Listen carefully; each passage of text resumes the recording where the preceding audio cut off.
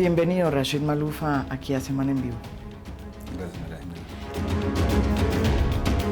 En el 2010, ¿qué pasa? ¿Por qué usted deja el fondo? Renuncio.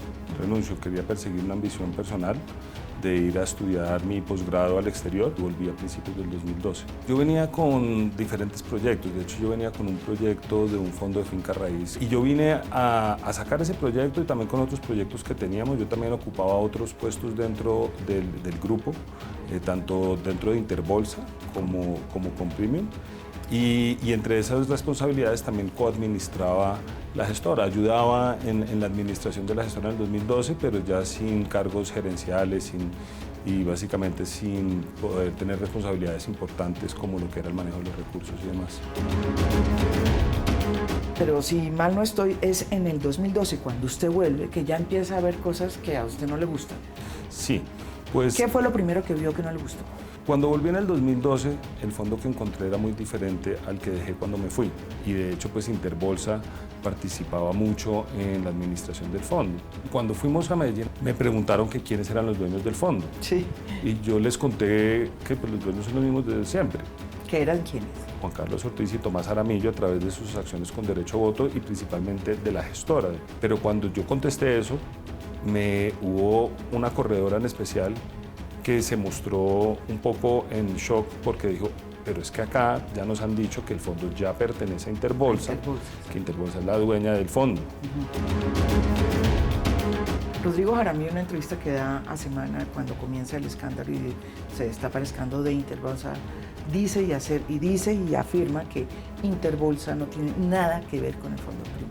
¿Usted qué dice hoy? Pues me parece absurdo, siempre lo tuvo, pero mucho más aún desde que salió Juan Carlos Ortiz. Cuando yo volví, todas las decisiones venían de arriba, las decisiones todas parecían venir de Interbolsa. Ahora, yo no era la persona que le daban las órdenes, porque ellos principalmente estaban en el manejo de los recursos y el dinero. La tesis es que se estaría utilizando plata del fondo para los repos de Fabricato que después terminaron pues en digamos, afectando a Interbolsa. ¿Sí o no? Absolutamente. ¿Y entonces cómo fue ese proceso? Básicamente hay dos momentos importantes del negocio.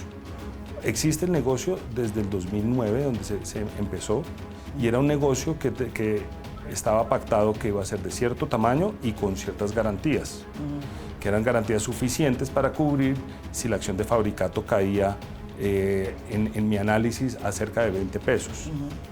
Y tenía garantías adecuadas y era máximo un tamaño. Esa fue la alarma principal que yo vi cuando volví en el 2012. El fondo tenía una exposición absurda al negocio de Fabricato. Por encima de la mitad del portafolio estaba a riesgo del grupo corredor. Yo definitivamente sentía que se venía un problema, y lo que yo sí veía era la liquidez del fondo cada vez más comprometida. Algo que nosotros entendimos todo durante ese año es que estaban en la venta activa de Fabricato y ese era el mensaje que nos transmitían, que se estaba vendiendo Fabricato, que se estaba muy cercano a hacer una negociación de venta de Fabricato y que con esa venta de Fabricato todo iba a quedar subsanado. Pero veíamos que no. Siempre hablaban de un par de semanas y no pasaba y no pasaba y no pasaba. ¿Y qué le contestaron? Lo único que conseguí fue un regaño muy grande por haber escrito ese correo. ¿Y de quién? De Tomás Aramillo, que cómo se me ocurría escribir ese correo. ¿Qué nos puede decir de esa plata que queda en el fondo Premium en Curazao? Que es que no es solo esa plata. Afuera de Colombia hay 3 entidades diferentes que sus activos y pasivos pertenecen al fondo. ¿Panamá? Panamá, a través de Andean Capital Management, PCIP en Curazao y PICAF, el Fondo Premium Capital Appreciation Fund, directamente. ¿Qué sientes hoy frente a lo que está sucediendo en la investigación que sigue la Fiscalía en el Fondo Premium? Me parece un poco absurdo que nos descarguen a los ejecutivos que seguíamos órdenes y que no sabíamos qué estaba pasando detrás de la cortina. La responsabilidad de todo este descalabro, pues nosotros lo que hacíamos era seguir las órdenes que nos dieran.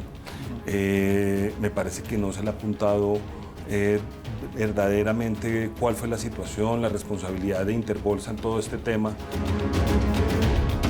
¿Usted qué opina de ese delito que se les imputa sobre captación ilegal?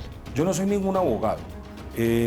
Pero mi entendimiento y con todas las asesorías que he hecho es que no existió tal captación, fue más de un mal manejo de los recursos del fondo.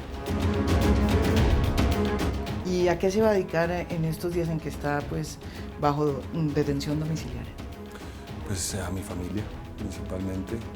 Yo tengo 2 hijos, uno de 5 años, uno de 2 años, y a mi esposa que está embarazada de un tercero. Pues definitivamente estoy dedicado a ellos. También para mí es muy importante seguir colaborando con la justicia y seguir principalmente colaborando con que las víctimas recuperen sus dineros. Yo creo que eso es lo más importante en este proceso.